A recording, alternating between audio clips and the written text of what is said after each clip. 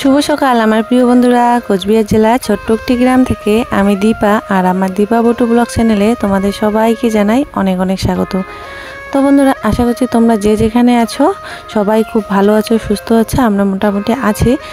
তো হচ্ছে কি, এখন সকাল 7টার মতো বাজে, বাসি কাজকর্ম করছি।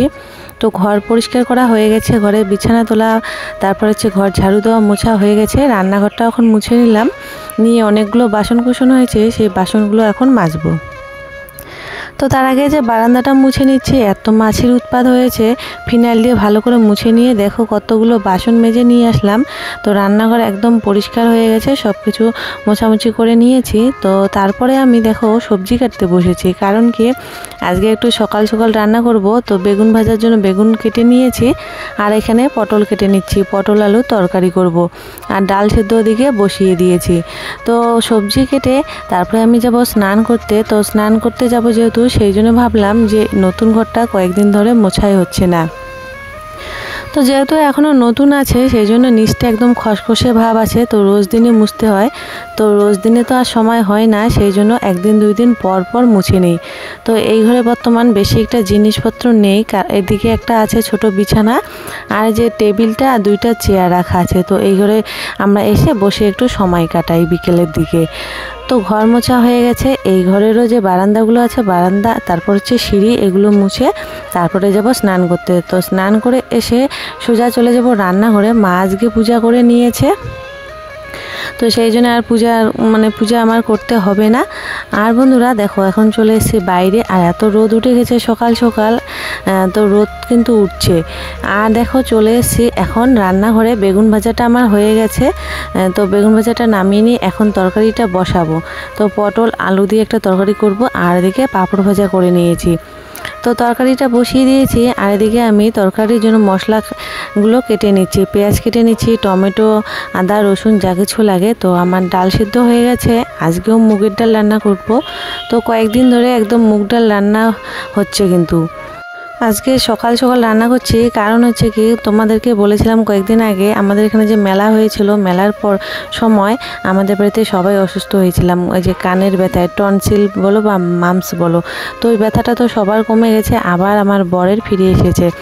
তো ওর এক পাশে ব্যথা ছিল, আর এক পাশে চলে এসেছে। আমার ছেলেরও শুরু হয়ে গেছে আবার ব্যথা। তো ওষুধ নিয়ে এসছে। সকাল সকাল ভাত রান্না করছি, ভাত খেয়ে দিয়ে ওষুধ খাবে, সেই জন্য তাড়াতাড়ি একটু রান্নাটা করছি। তো মশলাগুলো যে দিয়ে দিলাম তরকারির মধ্যে, ওদিকে আমার ভাতও হয়ে গেছে। ভাতের মাঠটা এখন ছেঁকে নিচ্ছি। তো ভাতের মাঠটা ছেঁকে তরকারিটা নামিয়ে নেব।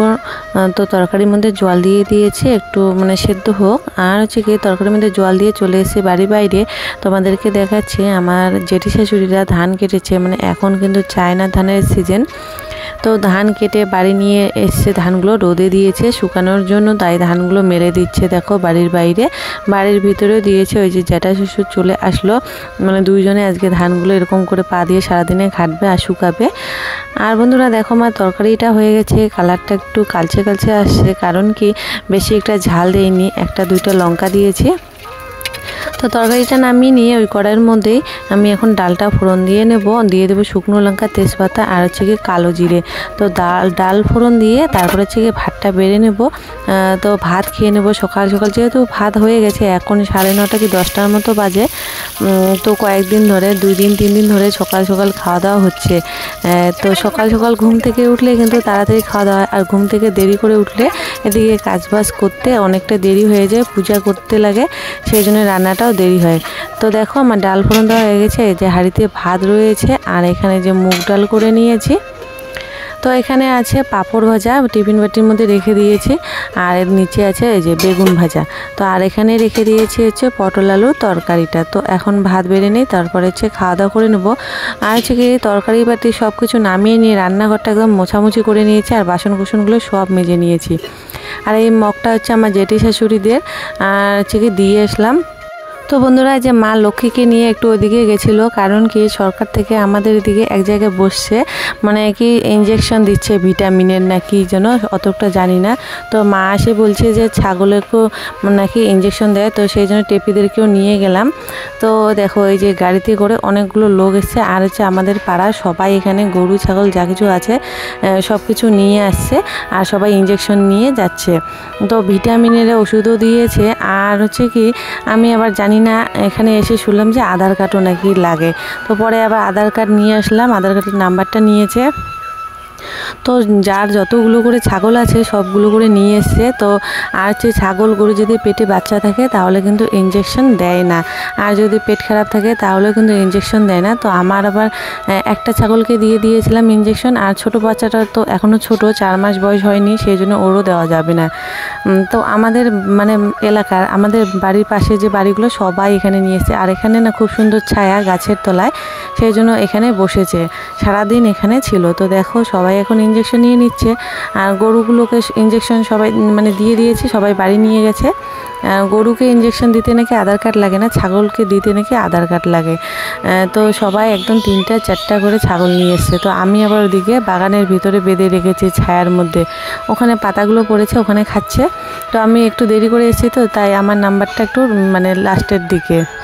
তো এখানে আবার বলছে যে ইঞ্জেকশন দেওয়ার পর নাকি রোদের মধ্যে বাঁধা যাবে না, আজকে সারাটা দিন ছায়ার মধ্যে বাঁধতে লাগবে, রোদে বাঁধলে যদি আবার কোনো অসুবিধা হয় সেই জন্যে। তো আমিও ইঞ্জেকশন নিয়ে নিলাম, এই যে বড় টেপিকে দিয়েছে, গলার মধ্যে আবার দিচ্ছে, তো টুনিকেও দেওয়া হয়নি। তো বাড়ি নিয়ে এসে আবার ছায়ার মধ্যে বেঁধে রেখেছি। এদিকে আমার এক যে আর কাকি শাশুড়ি এসছে, ওই কাকি শাশুড়িকে মানে কাকি শাশুড়ির ছাগলকেও দিয়ে দিচ্ছে। তো বন্ধুরা বাড়ি যাই এখন, বাড়ি গিয়ে তারপর তোমাদের সঙ্গে দেখা হচ্ছে। তো দেখতে থাকো পুরো ভিডিওটা। তো বন্ধুরা এই যে ভ্যাকসিন নেওয়া হয়ে গেল, এই যে আর মা তো ওই যে লক্ষ্মীকে নিয়ে আসলে, আমি তো জানি না যে ছাগলেরও ভ্যাকসিন দেয়।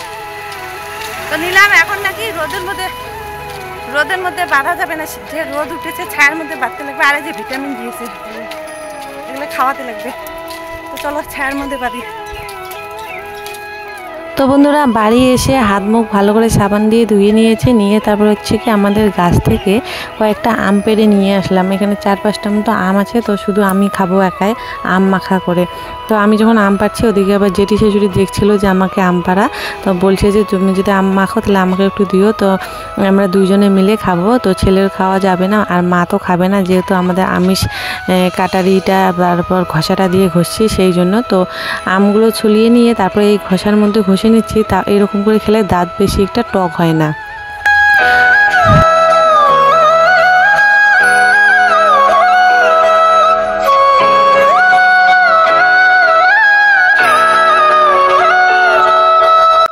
তো আম মাখার মধ্যে লবণ, চিনি, লঙ্কা, তারপর হচ্ছে কাসুন্দ, সর্ষের তেল এগুলো দিয়ে ভালো করে এখন মেখে নিচ্ছি, আর যে জেঠি শাশুড়ির জন্য বাটিতে করে রেখে দিলাম, আর আমি এখন খাবো। আর যা টক প্রথমে মুখে দিয়ে সেই টক লাগছিল, তারপরে অতটা একটা টক লাগেনি। তো কার কার দেখে জিভে জল আসছে কমেন্ট করে বলবে। আমার তো এই যে ভয়েস দিচ্ছি, এখন দেখছি আর জিভের মধ্যে জল চলে এসছে। তো এই যে জেঠি শাশুড়িকে ডাকলাম, এখন এই যে নিয়ে গিয়ে ওখানে ধান মেলে দিয়েছে, ওখানে বসে বসে খাবে।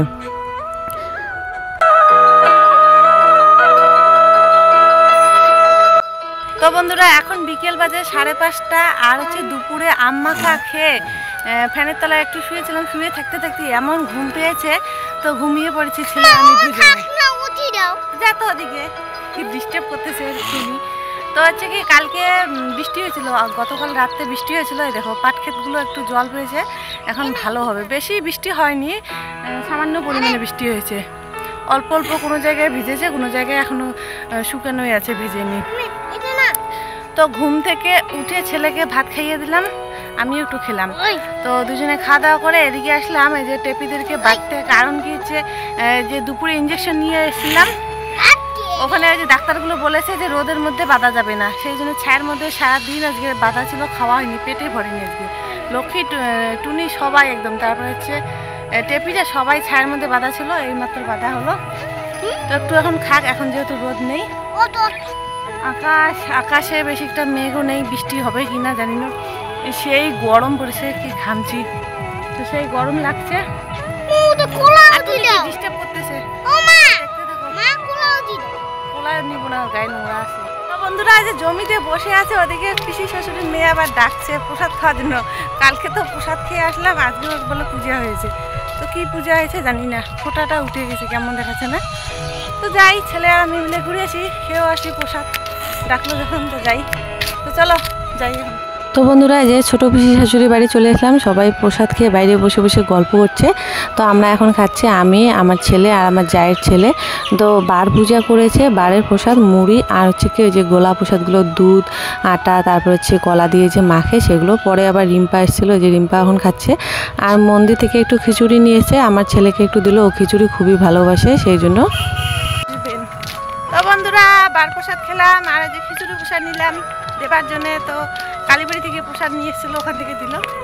রিম্পা এসছে সাইকেলে, তো ওই বাড়ি গেছিলো, ওইদিকে রিম্পাতে ধান কাটতেছে, ওখানে গেছিলো।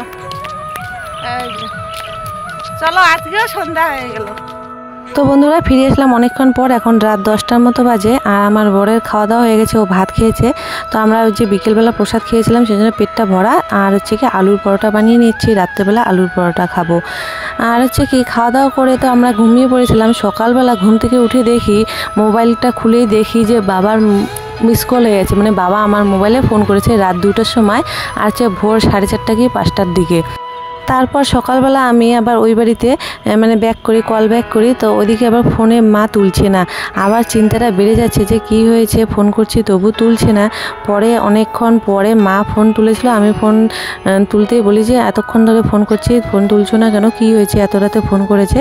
তো বাবা বলছে বালিশের নিচে নাকি মোবাইলটা রেখে দিয়েছে, আপনি কল চলে এসছে। তো তা শুনে তো আমার একদম চিন্তা মুক্তি হলো যে ভগবানের কৃপায় কোনো বিপদ আসেনি। এর আগেও এরকম হয়েছিল, ফোন করেছিল আমরা তুলিনি, পরে শুনি মা অসুস্থ হয়েছে, তাই খুব ভয় লাগছিল। তো বন্ধুরা দেখো আলুর পরোটাগুলো ভেজে নিচ্ছি, আলুর পরোটা ভাজা হয়ে গেছে, এখন একা একা বসে খাচ্ছি। ওকে বললাম যে খাওয়ার জন্য, ও খাচ্ছে না। দেখো কত সুন্দর হয়েছে পরোটাগুলো।